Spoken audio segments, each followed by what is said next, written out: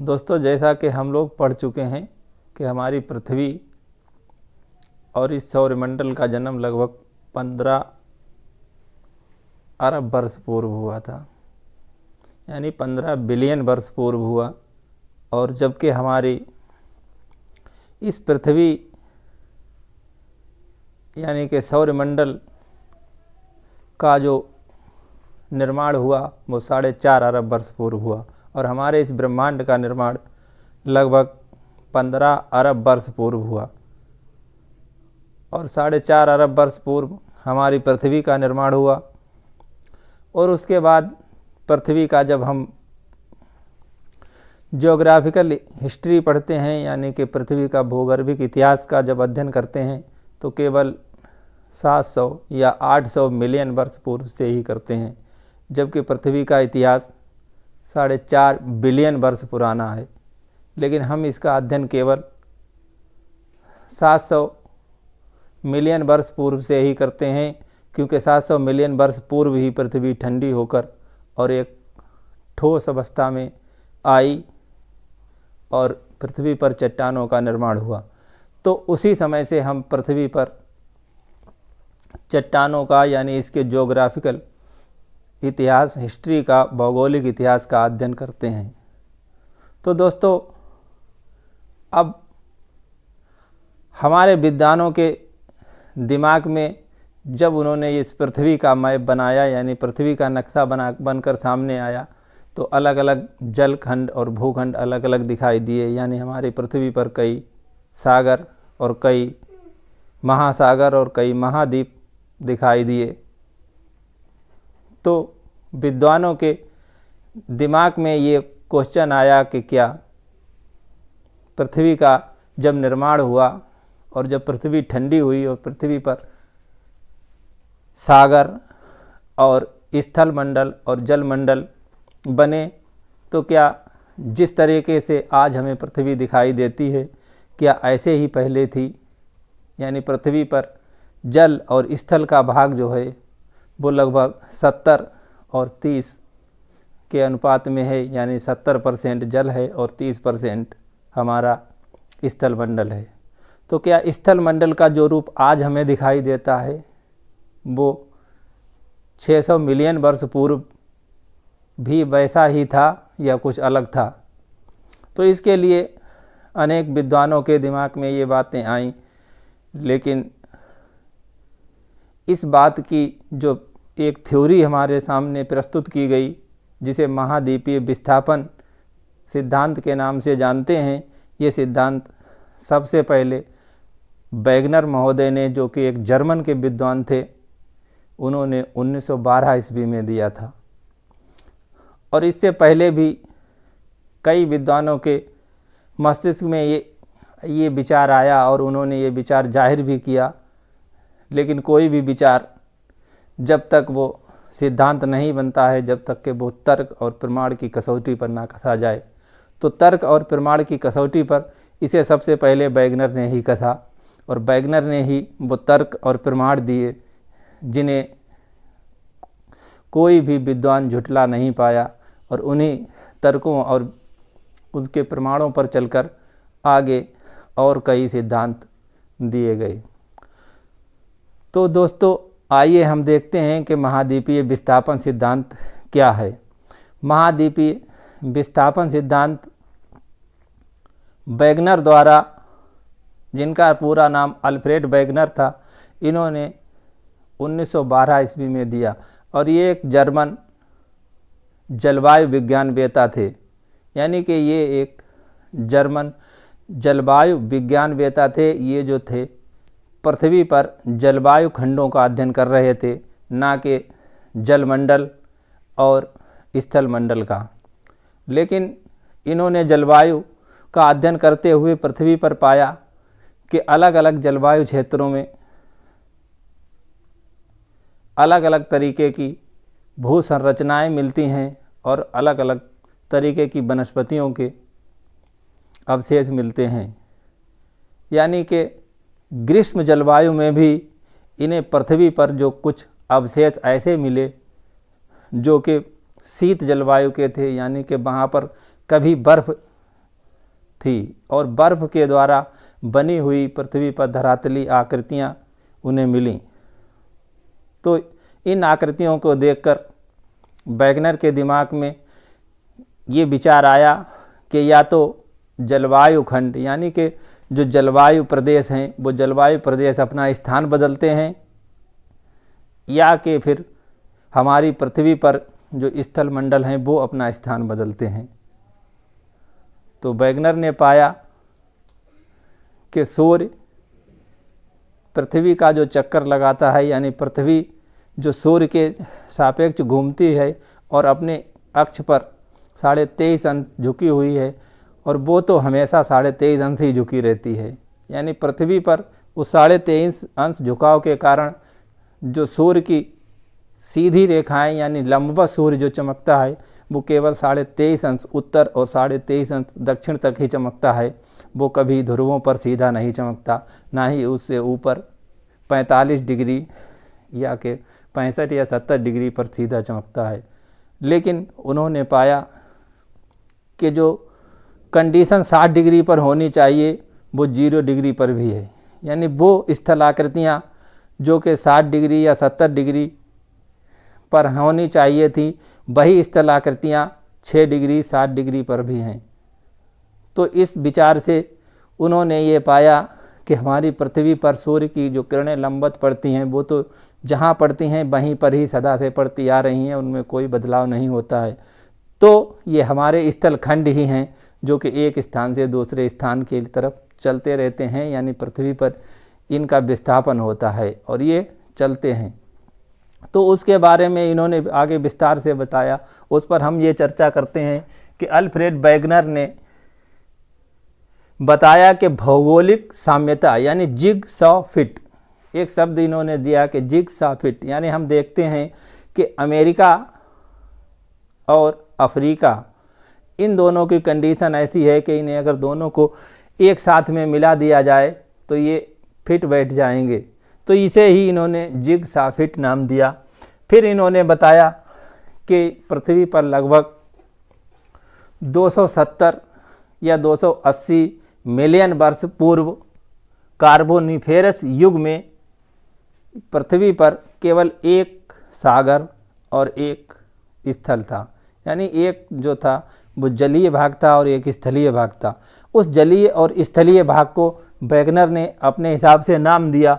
उन्होंने उसे पेंजिया और पेंथालासा कहा, यानी पेंजिया जो स्थल का भाग और पेंथालासा जो जल का भाग था। संपूर्ण जल का भाग और संपूर्ण स्थल के भाग, जो कि संपूर्ण जल का भाग भी एक ही था और संपूर्ण स्थल का भाग ही एक ही था, तो उस संपूर्ण स्थल के भाग को पेंजिया और संपूर्ण जल के भाग को पेंथालासा कहा। और ये आगे चलकर यानी कि लगभग 118 मिलियन वर्ष के बाद में, यानी 135 मिलियन वर्ष से पूर्व, लगभग 150 मिलियन वर्ष पूर्व, ये जुरैसिक युग में इसका विभाजन हो गया। यानी इसके प्रति कोई गतिविधि हुई और वो गतिविधि की वजह से इसमें विभाजन हुआ।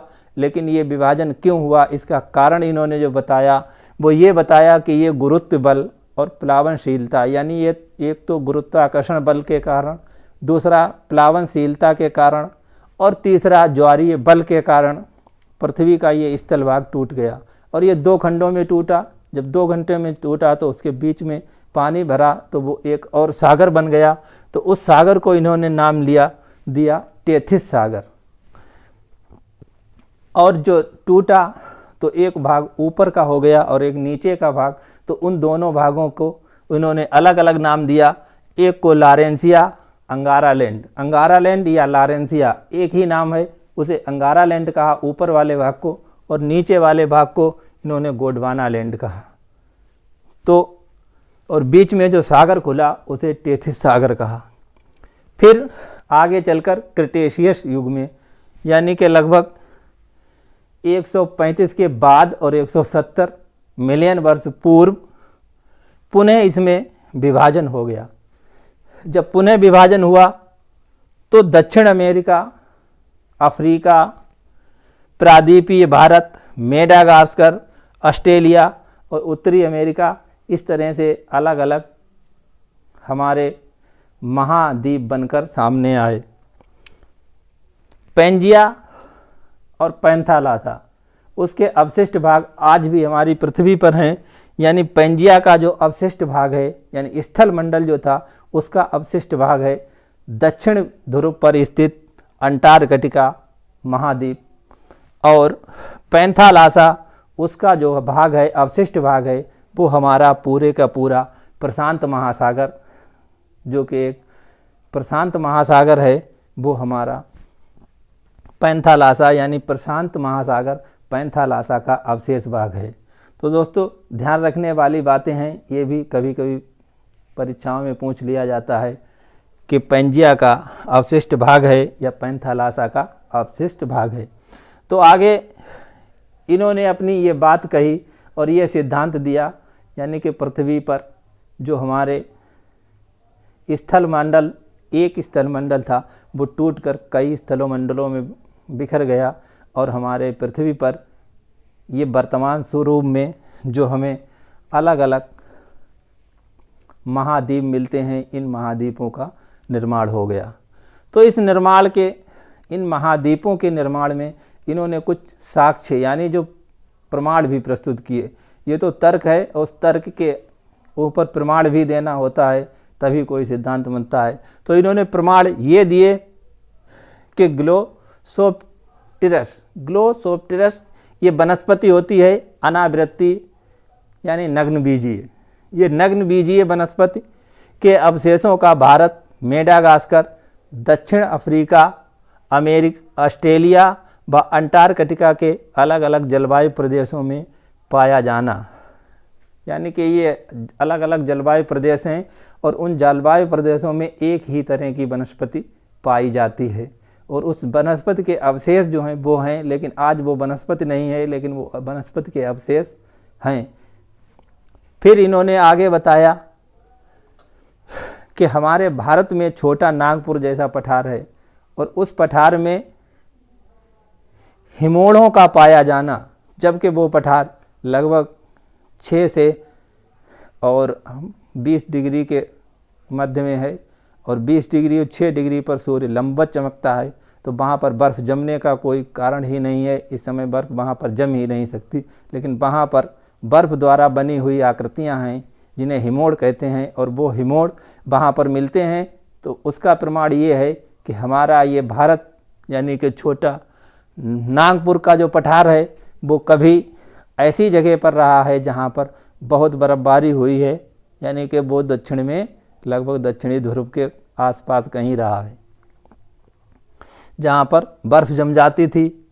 और वहीं इन्होंने पाया कि डायनासोर लेमिंग मछली के जीवाश्मों का कनाडा में पाया जाना। डायनासोर चूँकि हम पढ़ चुके हैं, डायनासोर वह जीव थे जो बहुत ही बड़े बड़े जीव थे, और वो जीव जुरासिक काल में हुए थे, और उन जीवों की ये विशेषता थी कि वो गर्म जलवायु में रहने वाले थे, यानी वो बहुत ही गर्म जलवायु में रहते थे, जैसे कि ये हमारी भूमध्य पृथ्वी के विषुवत रेखीय जलवायु।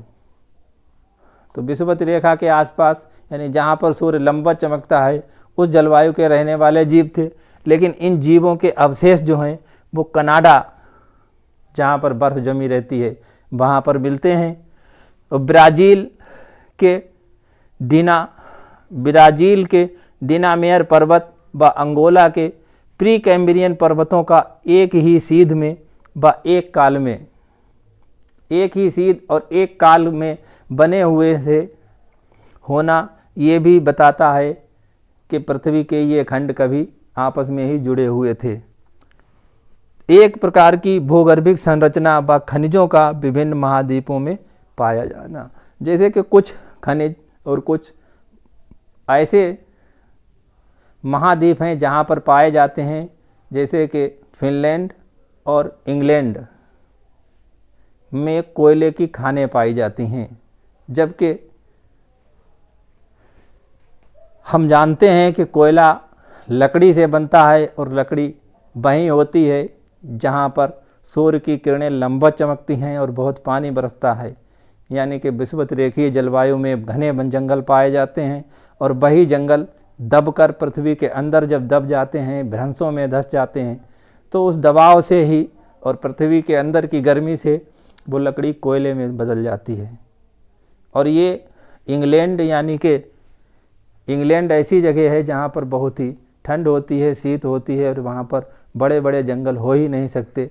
तो इसका प्रमाण ये है कि इंग्लैंड भी कभी विषुवत रेखा पर रहा होगा, इसलिए वहाँ पर कोयले की खानें मिलती हैं इंग्लैंड और फिनलैंड में।